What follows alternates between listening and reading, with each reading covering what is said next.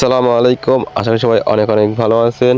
আলহামদুলিল্লাহ চলে আসলাম আমরা আমাদের হালি পেঁয়াজের জমিতে ওষুধ স্প্রে করার জন্য। তো আজকে আমরা অ্যান্টকল এবং অ্যামিস্টার টপ দুটা একসাথে মিশ্রণ করে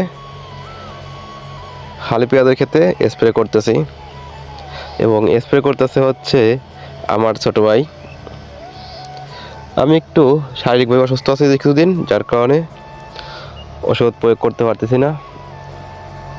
এর জন্য এই ছোটো ভাইকে দিয়ে স্প্রে কাজটা করেছি।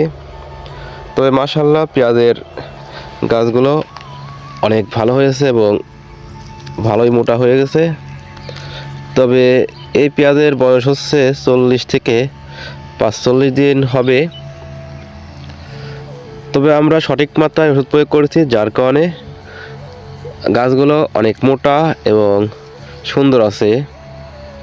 তবে এরপরে আমরা হচ্ছে লোনা এবং ম্যানকোজেব সাথে একটা সোলেমান বিষ প্রয়োগ করব, যার জন্য আমরা এইবারে অ্যান্টাকল এবং অ্যামিস্টার টপ ওষুধ স্প্রে করতেছি।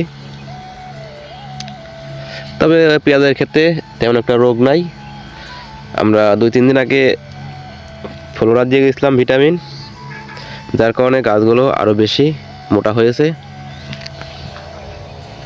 মাশাআল্লাহ পুরো মাঠটাই একদম কালো কুচকুচে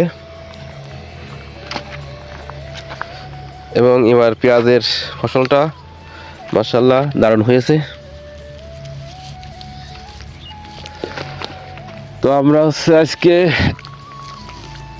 মোট এক পাখি জমিতে ওষুধ স্প্রে করার জন্য এসেছি, যার জন্য আমরা বিকেলের সময় এসেছি, বিকেল টাইমে। এবং এরই মধ্যে হচ্ছে 2 ড্রপ ওষুধ প্রয়োগ করার কাজ প্রায় শেষ হয়ে যাচ্ছে। তো সবাই ভালো থাকবেন। আসসালামু আলাইকুম।